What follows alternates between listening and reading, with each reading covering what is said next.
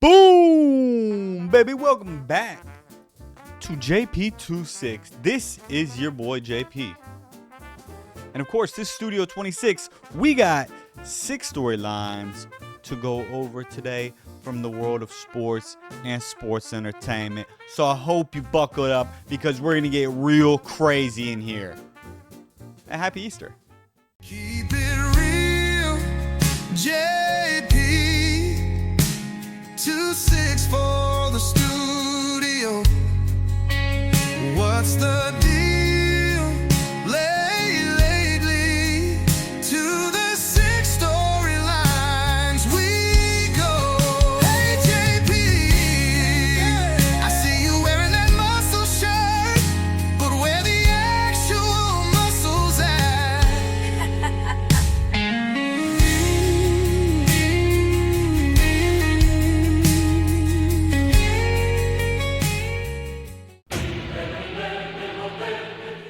Ooh, I bet you didn't see this English Premier League storyline coming, huh? You're like, soccer? What the fuck is that? You know what I mean?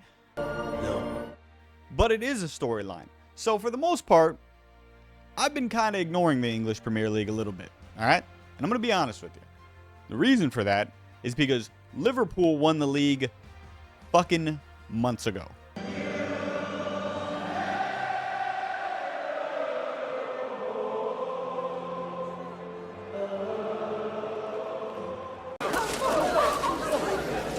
Don't you just hate that song? You know what I mean? And everybody's known it. It's been wrapped up.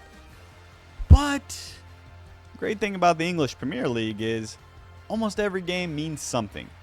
Relegation at the bottom, fighting for spots for Champions League at the top, and such is the storyline for today. See, in the English Premier League, normally you have 4 teams, top 4 out of the 20, will get an invitation to the Champions League, which is Europe's biggest tournament. Not just England, it encompasses all of the European teams. Yeah, that makes sense. But this year, there has been awarded a 5th spot, and that's just due to the English Premier League performing so well in a lot of the European competitions. You can work your league into more spots, which is exactly what's happened. So now we have 5 spots for the Champions League, which are huge for the clubs moving forward with money, advertisements, sponsorships. Those things mean a lot, and especially the Champions League, right? Like that's the biggest tournament for these clubs all year.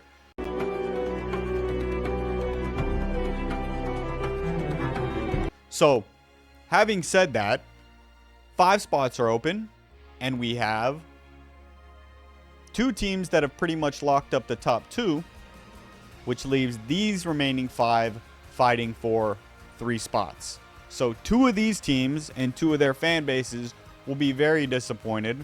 I'm a Chelsea fan, so it might be me. Has so much cum been squirted in those eyes you can't see what's right in front of your face? We're all fucked. And we're fucked in the way you like to get fucked, not fucked in the way that normal people like to get fucked. Ooh, it's going to get a little nerdy right now, you guys. I'm really sorry. You know what I mean? Because I know some of you guys don't watch wrestling. I know that. But it's WrestleMania. We got to talk about it a little bit. First of all, it was electric. The crowd in Vegas was massive. There were so many people there. And while the action may not have been as good as the action last year, I think the story building might be better this year. And I'll be honest with you. Never been much of a John Cena guy myself.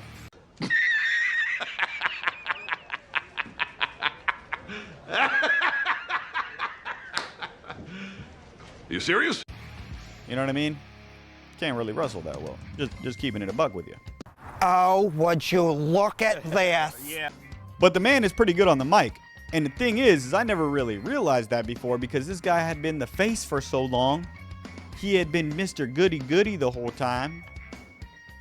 It just didn't do much for me. You know what I mean? I'm like, oh, yeah, he's Mr. Rapper guy. You know what I mean? Hi. Okay. You can't see me. You know what I'm saying. It just kind of missed me with a lot of it. But since his heel turn, this man's been electric on the mic. They're not on my level. I I mean, even last night on Monday Night Raw, he got the fans to apologize to him. He guilted them into apologizing to him. And then after they apologized to him, he acted like they didn't even say they were sorry. He just said, fuck you, you guys are being disrespectful. It's been amazing to watch. One of the best ends to a career I've ever seen for a wrestler. You look like a 50-year-old retired skateboarder. But one more thing from WrestleMania, all right? And this one hits close to home. There's a wrestler that me and all my San Diego homies used to talk about after SmackDown when we were kids growing up. And that wrestler is Rey Mysterio. Because we're from San Diego, and Rey Mysterio meant everything to us. Because he would rep 619, he would rep San Diego, right? So we all love Rey Mysterio growing up in school. But I'm telling you guys, as much as I love Rey Mysterio, I think his son is destined to be a bigger name in the wrestling world. Holy fucking shit. Major League Baseball. We're off and we're running right into the year. A lot of you guys don't even know what's going on. You're preoccupied with the NBA playoffs and the NHL playoffs and the NFL draft coming up and John Cena and right? There's a lot going on. Well, no fucking shit.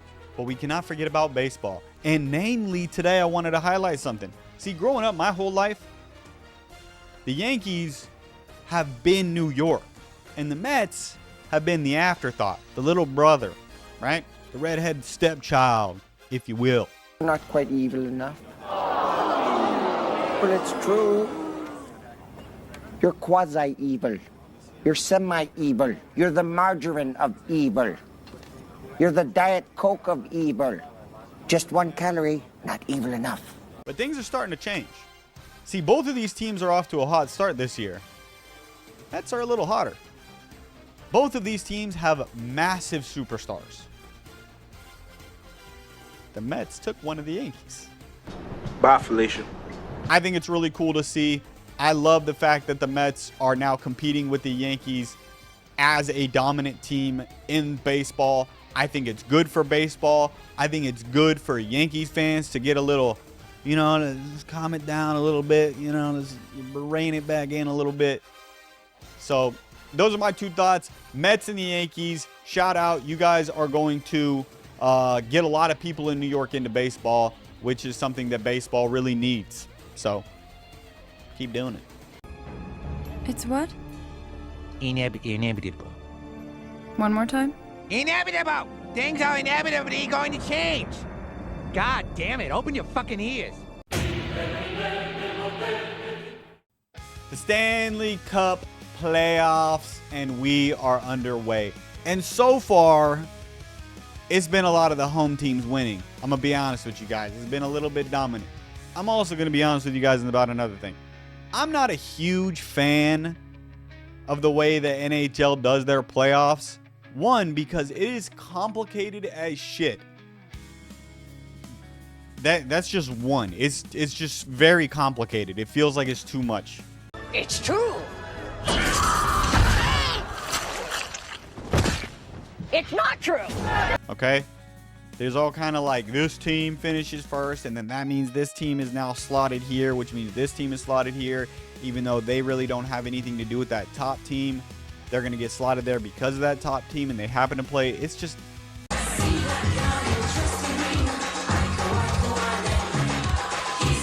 it's a lot. So first of all, NHL, let's fix that. You know what I mean? Let's just fix that shit. But it also leads to a lot of times when we're watching the same series year after year in the first round of the playoffs because they're all divisional. And listen, I get it. You want to create these rivalries and you want to have these moments in the playoffs where you guys play each other because they play each other year round.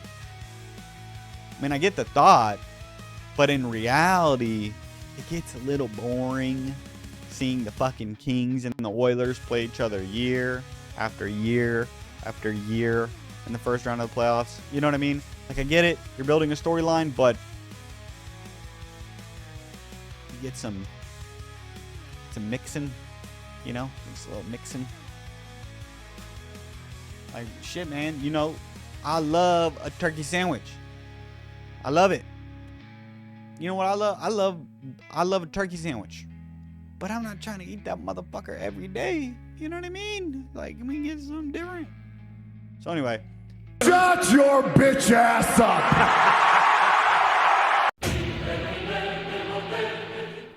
The NBA playoffs. And for those of you who have been watching along with me, it's been amazing, hasn't it? Sure, the play-in had some blowouts. Sure. And sure, a couple of the games have been blowouts during the playoffs. Sure. Lakers looking at you. What do you got? What do you got? Come on. Show me a little love, little love, little love. What do you think? Fuck! Fuck. Grizzlies, I ain't even looking at you. That shit that was tough to watch. Man, you should have been bobbing and weaving. Look at you. Get up! But aside from that, the games have been amazing. And there's two series in particular that I want to highlight that have been particularly outstanding so far. Number one, the Pistons and the Knicks. Now listen, as a sports fan my whole life, basically, the Knicks have been awful. And as a sports fan my whole life, the Pistons have mostly been awful. You know, they did have that one time where they beat the Lakers in the championship, which we won't talk about. But aside from that, they've been pretty bad. And I think that Detroit and I think that New York are so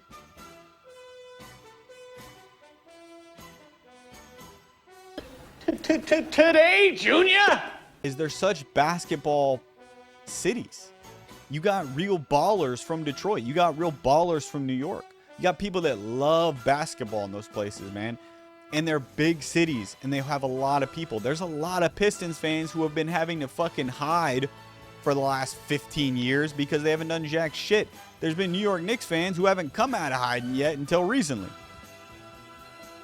So the point of the story is, I'm really excited about that Knicks and Pistons series because these two teams right here have been the first teams that their fan bases have been able to watch that they're proud of in a very long time. And we get to see them in the playoffs going at each other. And not only that, but we have stars, right? You got Jalen Brunson. You got Cade Cunningham. They both have their supporting cast. The crowds are electric when you're there. It's a really awesome playoff atmosphere. And I'm very excited for that series in particular. Speak for yourself, moron. Oh my God, that is funny! The other series that I'm excited for,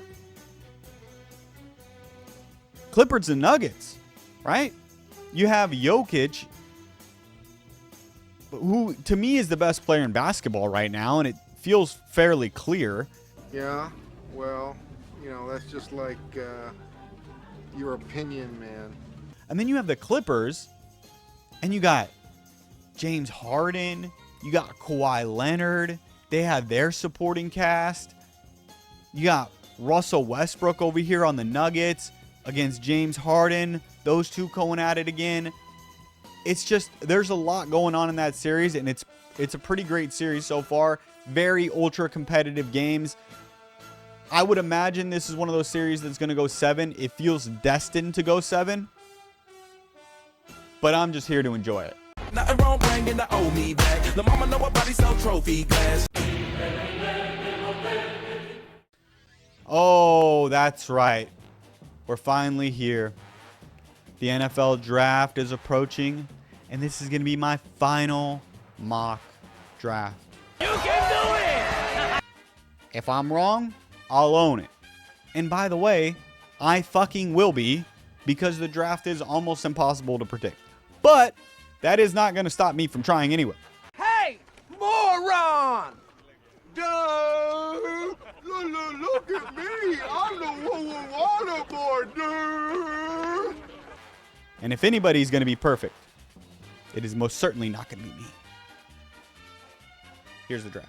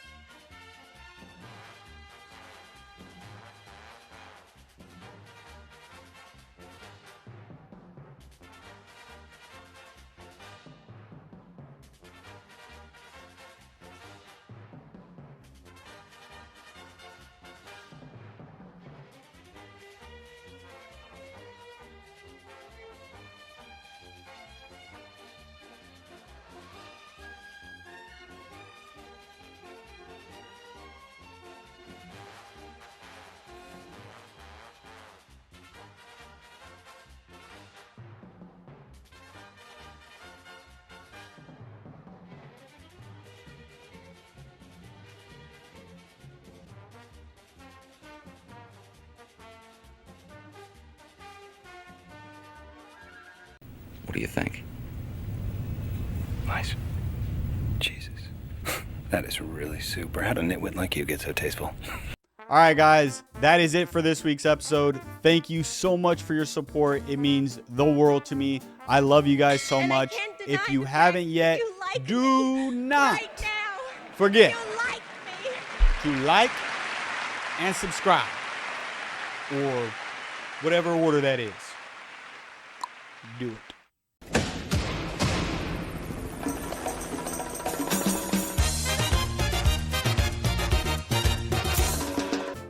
And as they say in Canada, peace out.